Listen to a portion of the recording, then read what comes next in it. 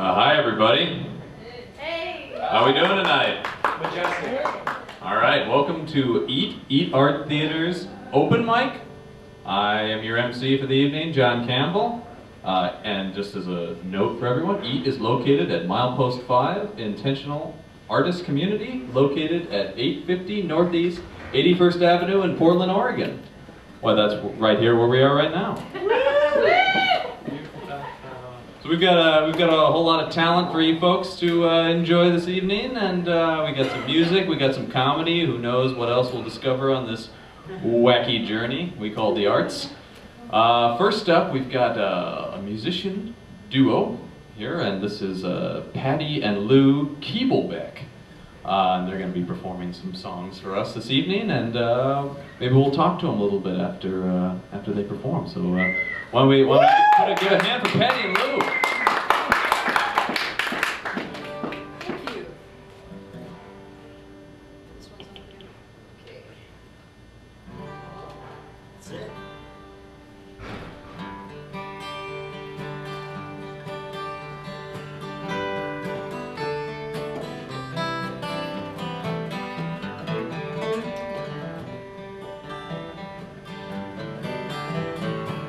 You told me we would always be in love forever and a day.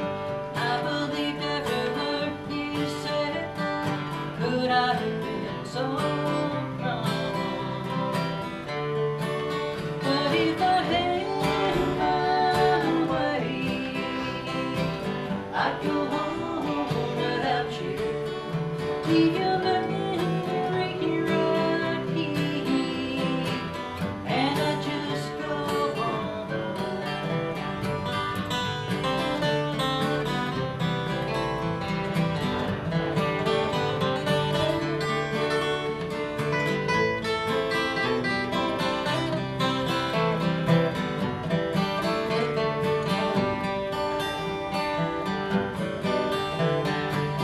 You told me we would always stay in love forever and a day. I believed every word you said. Could I have been so wrong? But if I had my way, I'd go home without you. Leave your memory right here, and I just go on.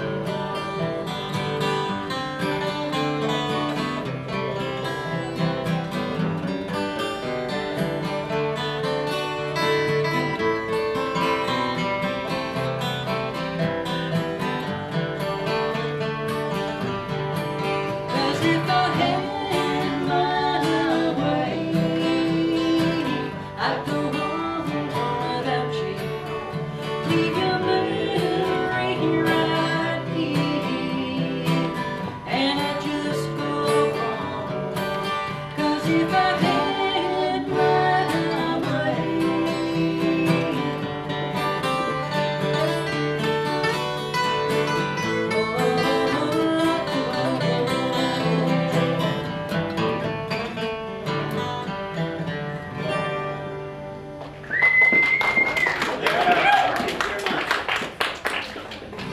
We'll do another tune we wrote here. A tune called Heartache.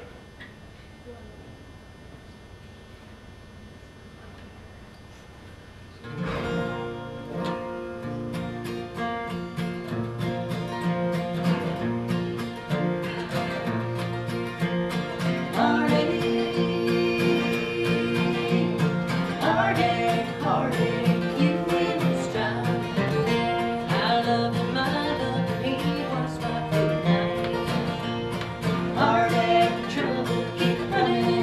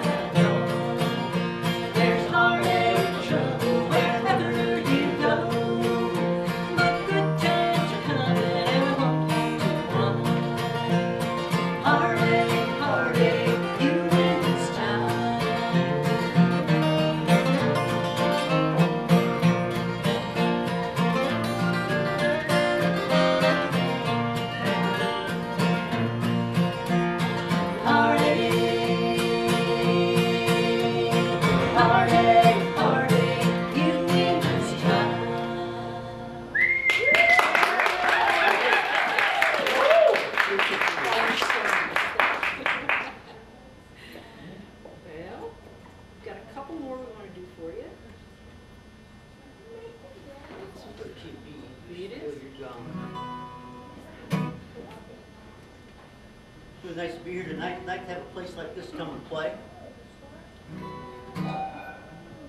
Here's a tune Patty wrote called Still You're Gone.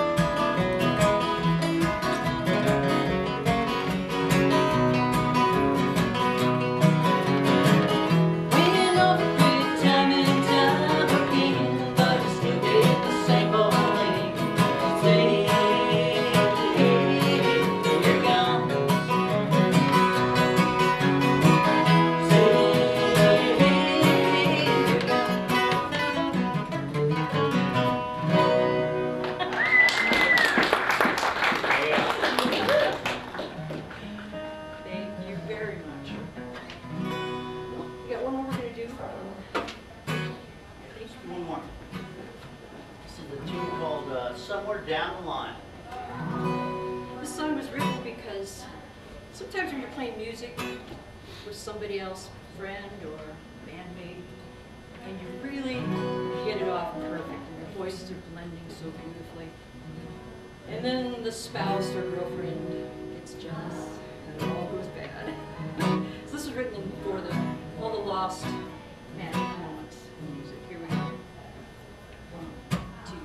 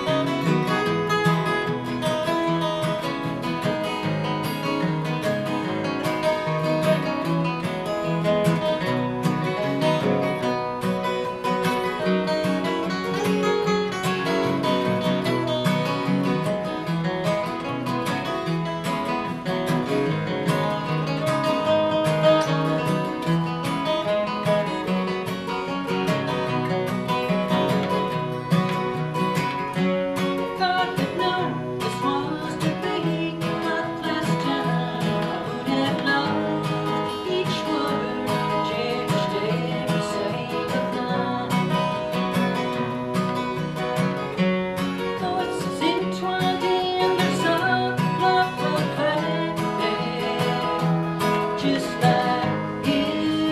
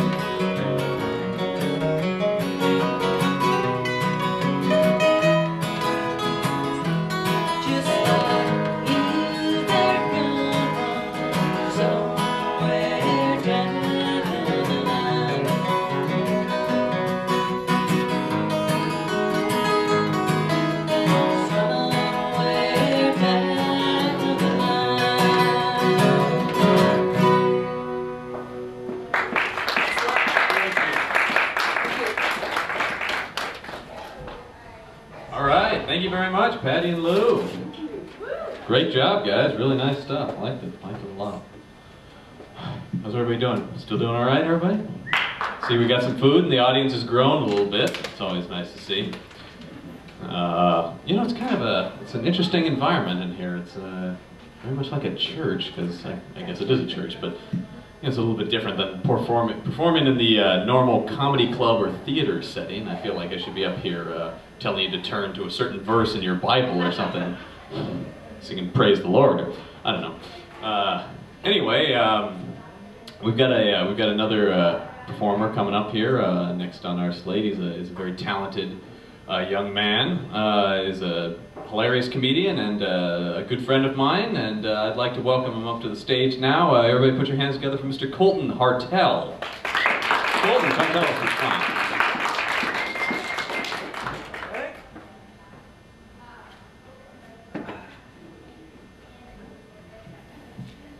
So how's everyone doing?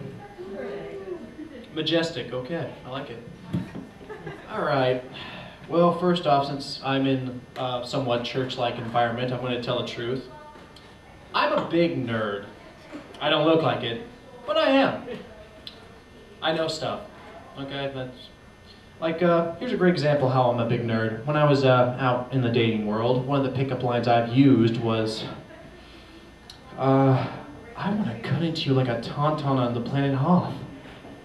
And obviously the girl ran away in fear. But still waiting for the soulmate to reply, and I thought they smelled bad on the outside. Small Star Wars joke in there.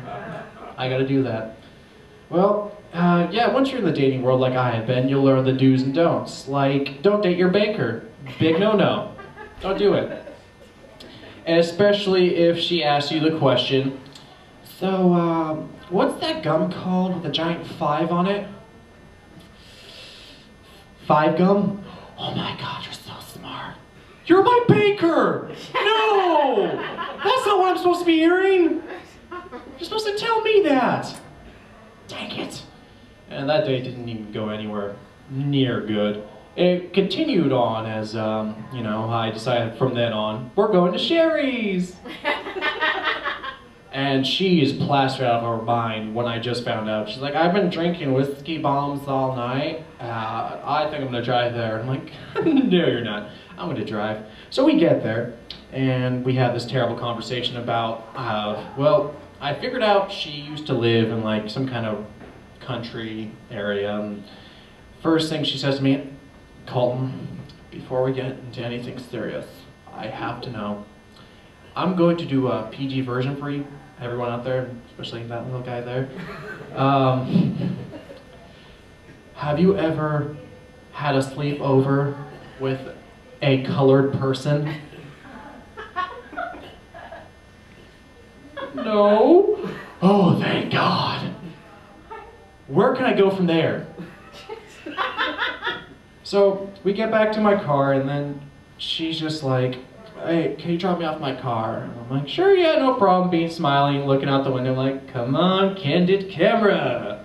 America, you got me. Just come and get me. So she turns to me and says, I really had a fun time tonight. I just need for you to know. My boyfriend's at my house from Monday through Friday. I can see you Saturday through Sunday. Bye, banker, whose boyfriend might shoot me and or hang me because he's probably a racist like you. Yeah, but that doesn't end there. I've dated far worse. Like, my last serious relationship ended with this. Colton, I feel like I can open up to you. God has once spoke to me. He told me to buy more cats. That is a true story. And she got angry at me when I laughed at her. And it's like, oh, way to go, Colton, making fun of my religion. I'm like, what did I do? All I did is I said I had a pet snake, and it wrapped around my neck and started strangling me. And I was like, God, what are you trying to tell me? She did not find that funny. So I broke up with her for some unknown reason. The girl I dated before that was way worse. they get progressively worse. It's like, you know, a Zelda game where you have to fight every mini-boss. There we go again with my nerdism. Well, I asked her out to prom when I was a spry 18-year-old boy, and she's like, yeah, sure, no problem. We start dating. 2 weeks into it, a girl in class randomly goes, hey, Colin, aren't you dating so-and-so? I'm like, yeah, what of it? You know she's pregnant with her ex-boyfriend? No frickin' way. Yeah! And then later she disappeared from the school for unknown reasons. I was like, we're broken up, I'm guessing. I didn't break up with you for the pregnancy. I'll just tell that to myself. But now I actually have a new girlfriend. It's been going really well, so I'm really happy for that. Feel free to applause, you know, make me feel better. There we go. It's all right, you can boo me after the show. Be like, that guy was a neurotic dick. But yeah, you know, from all my past mistakes, I think I became a better boyfriend, except I still have to do some things, you know, just to avoid a fight, like my ultimate weapon is the art of confusion.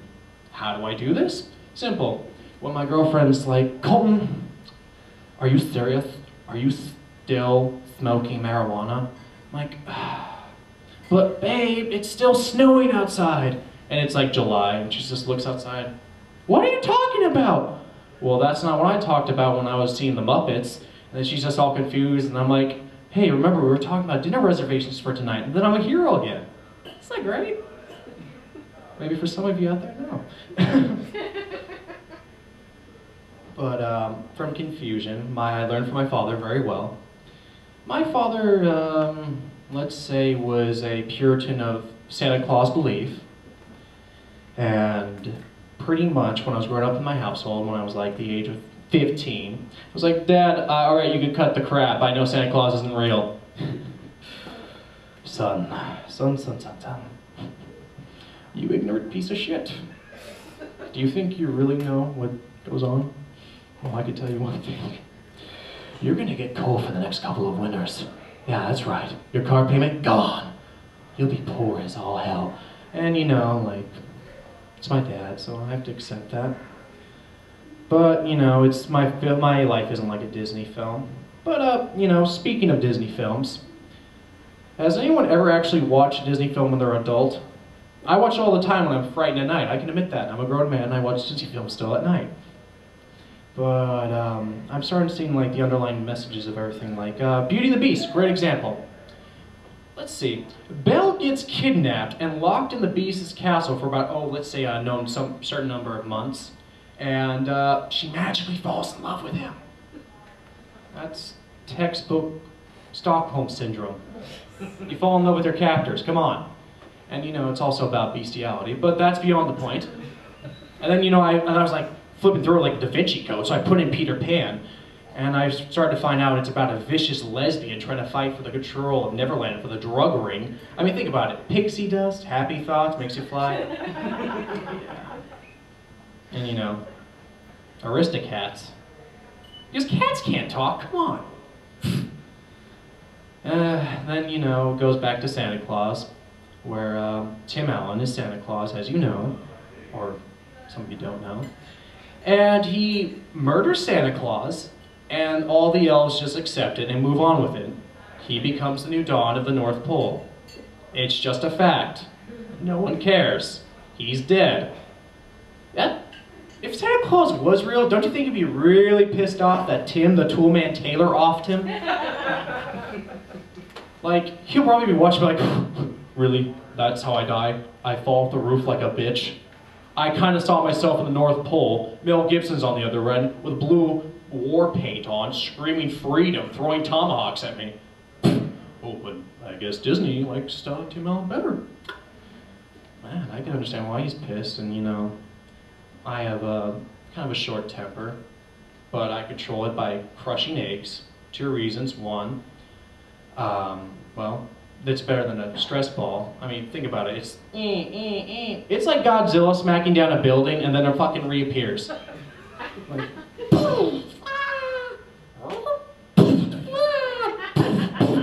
Jesus Christ! That's just like a mind boggle in itself.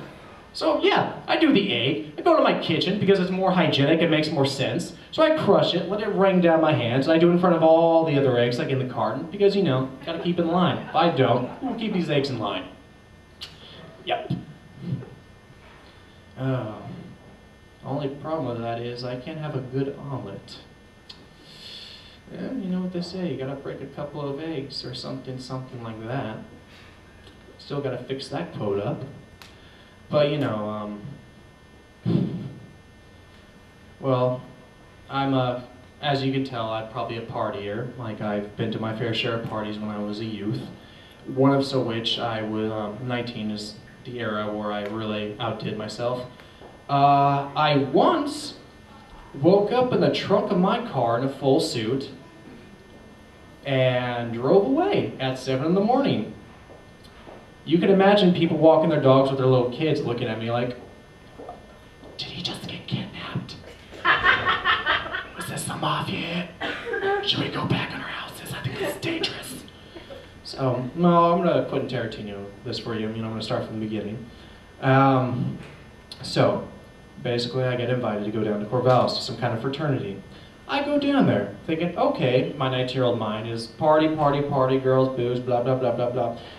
So I go down there, and this girl meets me and goes, hi, have you been drinking? Nope. And this girl's like, come back to my room. And she starts throwing me drinks, and maybe 19 years old, I'm pounding down these whiskey shots like it's no other. And then finally she looks at me and goes, so are you drunk enough to make out with me yet? And then, you know, I let out a little chug like, no. I have to go dance for a bit. And that's when I took my opportunity to escape it, like, you know, like some kind of Nazi camp. I'll explain it later. So I disappear, and I go, like, and I start dancing with all these other girls, and then, because this girl was really kind of crazy, but I end up dancing with one girl it's like a bikini themed party. I don't know what the hell they do down there these days, but she starts licking my face, throws me up against the wall, and says, I'm tripping on E! That is some scary shit. Seriously. And I'm like, I'm gonna go away now. You should go find your friends, drink some water, don't die, because I'll look like a serial killer. So eventually I meet up with the girl, and I'm like, hey, what's up? Where have you been? I lost you. And she's like, what are you talking about? You lost me. I'm like, whatever. So we end up going back to her room because the cops got called on us. And explicit. Later I get out, and I'm in the middle of the dance floor, and people are yelling, okay, you know, it's about to be closing time. So I go on the porch, like this porch on the back patio, and I see this girl, and she kind of flashes eyes with me, and we start talking. I kiss her, and other stuff happens. And the first thing that comes out of her mouth is, you have to meet my 3-year-old son. So, lesson learned, sometimes single mothers might be clingy to 19-year-old boys, and the question is, why is she still at a fraternity house? I still haven't found these answers out. I will tell you later. Blog me, I don't know, do whatever. So as I'm leaving the area, I try to go back to my old room. The girl's wising up to like, haha, screw you. So I'm like, okay. So it's like 3 o'clock in the morning, I'm cold, it's like 30 degrees outside. I go to my car, and I'm like, no, not sleeping in the front seat. Learned my lesson last time when the cops pulled me over.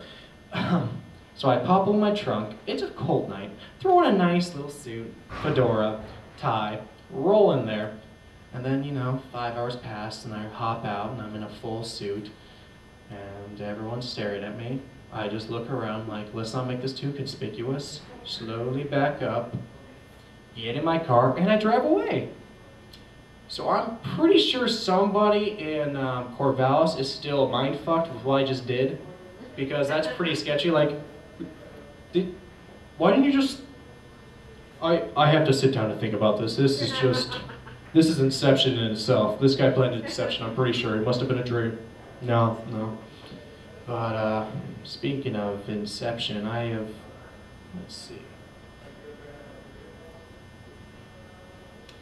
Well, I just turned 21 recently, and the reason that's quite the inception is because I made the mistake of telling my older brother.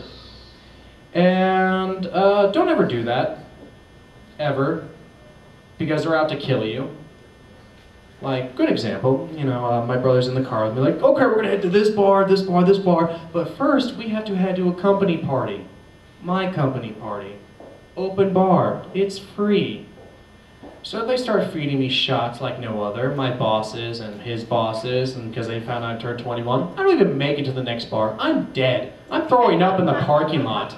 My brothers just start laughing, welcome to being 21. Is that like the freaking tradition of 21? It's a test of a man? Alright, so this is how it's gonna go. You're gonna be like a Spartan. Everyone else in the bar is pretty much a Persian. They're gonna feed you drinks until you collapse or die. The end. Depressing as all hell. Well, I think I've wasted enough time. Thank you. I'm Colton Artel, and have a great night. Be majestic. Good job, Colton. You know what I really liked about that? How every girl in all the stories had the same voice. You meet the same kind of woman everywhere you go, I guess. Maybe that's your problem. Oh, they're schizophrenic. They're schizophrenic, yeah. That's good. Everybody still doing all right? The kid went home? I see. Colton, thank you. Thank you for that. So I was driving in here tonight, and I came to a four-way stop, and this car just peels out in front of me without stopping, and he just gives me one of these. Yeah, it's fine. It's fine. I'm thinking, is this the wave of the asshole now? No, whatever. No, it's fine. And I'm thinking, you know, people can get away with that in a car. They cut you off in traffic. No, I got it. It's all right. No, I got it.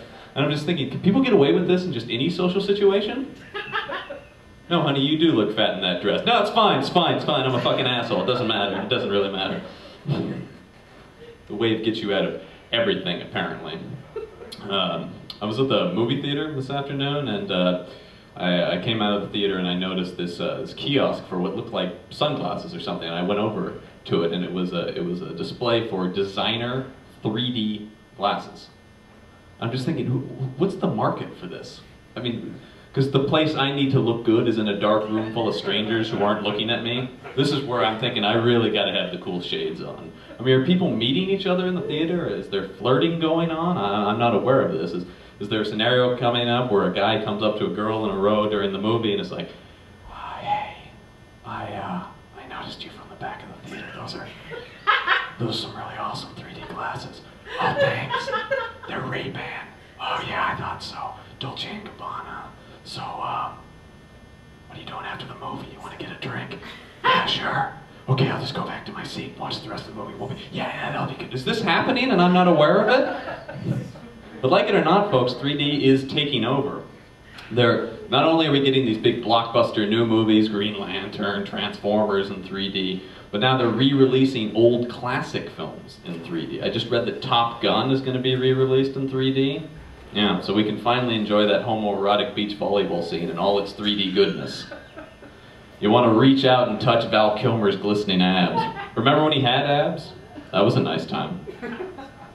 But we're not stopping at just re-releasing Hollywood classics. Now we're turning pieces of literature into next summer's 3D blockbusters. The Great Gatsby is currently being filmed in a new 3D adaptation. Finally, right? Now that scathing indictment of 1920s upper-class society can be coming right at you. Okay, so anyway, moving on. We do have more performers tonight. That's enough of my shenanigans for the moment. Our next performer is a very talented man, I'm sure. He goes by the name of Slim. Is that you, sir? From the look of it, very apt name, Slim. And you play the ukulele? Yeah, the ukulele. Oh, a little ukulele action for you. Everybody, an instrument that's not used commonly enough, in my opinion. So let's turn things over to Slim, everybody.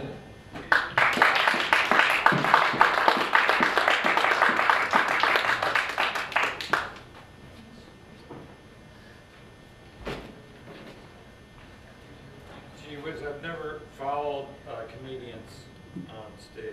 It's pretty easy, we're terrible. But all I got to tell Colton is it even gets better after you turn 50 when you start dating women. It does.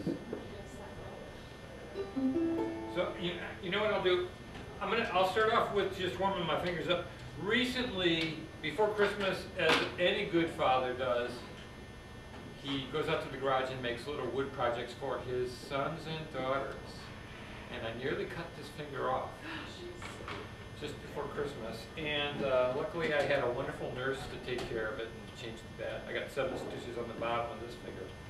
So now I have to play with this finger instead. It's a little more spicy, I guess. So I'll start with this song. This is the song that I first made my first $2 with. I started this song and I made all the girls, all the 4-year-old girls to dance at the Jameson Fountain with the song. And later on, they came up with quarters that they had in their shorts, and they gave me $2 in quarters.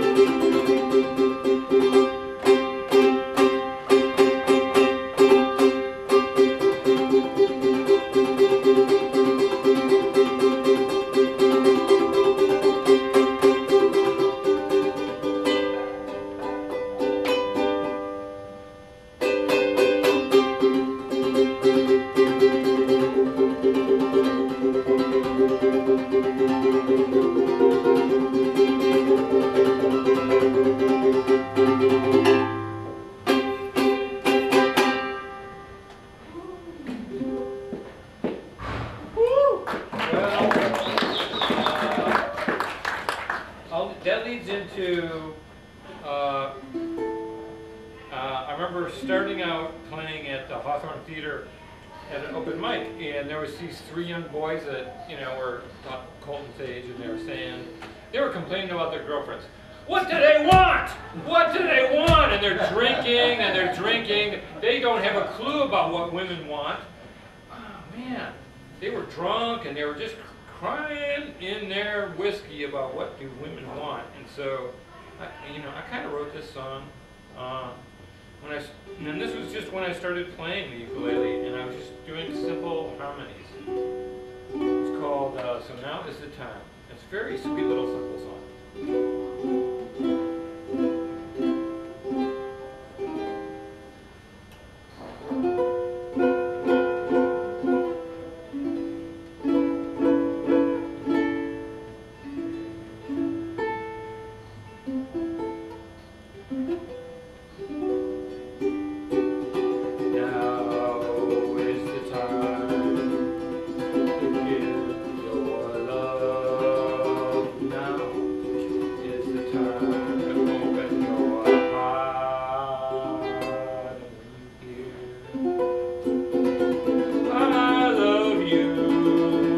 Back into her eyes and say I love you.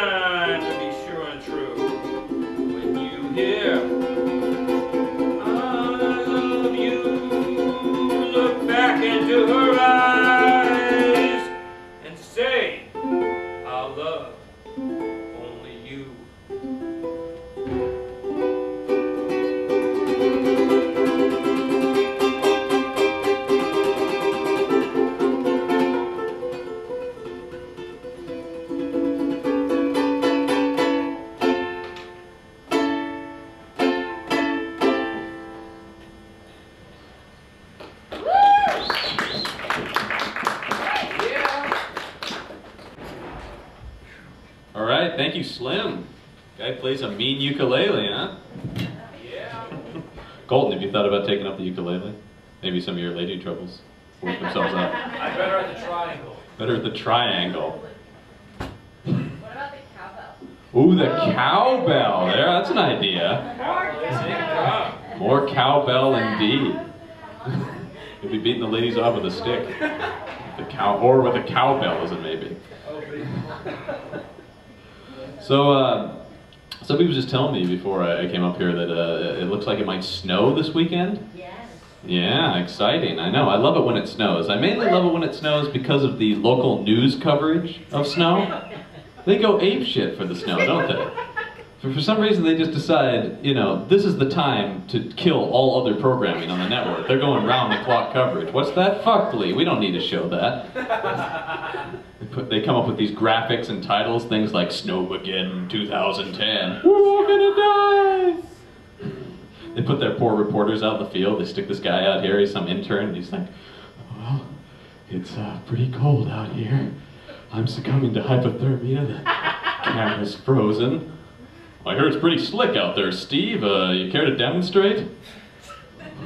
Well, do I have to? Well, you do if you want to keep your job, Steve. Well, I guess I could just...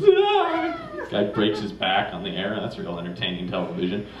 And then the snowstorm has to end, of course, and they don't know what to do with themselves after that. They're so jacked up on the high of covering the snow, so they start cutting together these promo reels where they're showing flashbacks to the snow. And other natural disasters. You know, they've got guys out in the snow, hurricanes, they've got a guy in a tornado hanging onto a weather pipe for dear life, his legs swinging in the air. And they say things like, Channel 8, we take the biggest risks to bring you the biggest stories. And why don't they just say Channel 8, we won't be happy till we kill someone. I just don't get it, they just go nuts. We ready for another actor? All right. I love that, because these live performance things are the only examples where you can clap as an actual response to a question. You can never go up to somebody in real life and go, hey, how you doing? Woo! Yeah! The hell are you doing, Dave? So I believe our next act is another duo, if I'm not mistaken. And I believe their names are, I don't have the sheet with me, so I hope I'm right. Is it Sarah and Justin? Oh, good, I remember. Woo!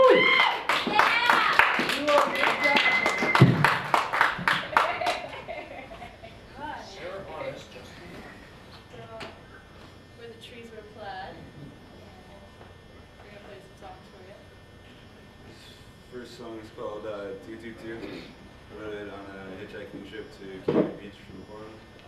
I was looking to write the song, but the entire trip I couldn't come up with any more words than do do do.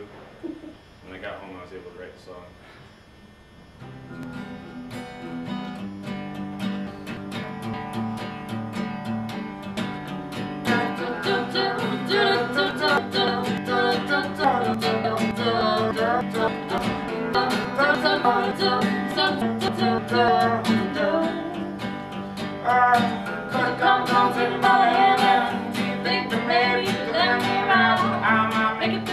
Gotta get some money, wanna smoke, sleep back, wanna sit down on my little rock, kick out my shoes and chill in the sun. That's a song, I got me love.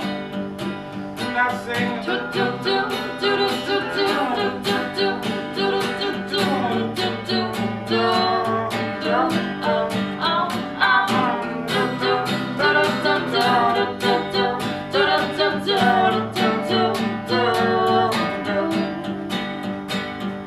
Some cruise over 300 miles with the little whistle and a bill of smiles. Said, don't you worry, be back in a little while. Woke up frozen and covered in sand. I could barely stand. Trying to play my guitar. And I sang do do do do do do do do do do do do do do do.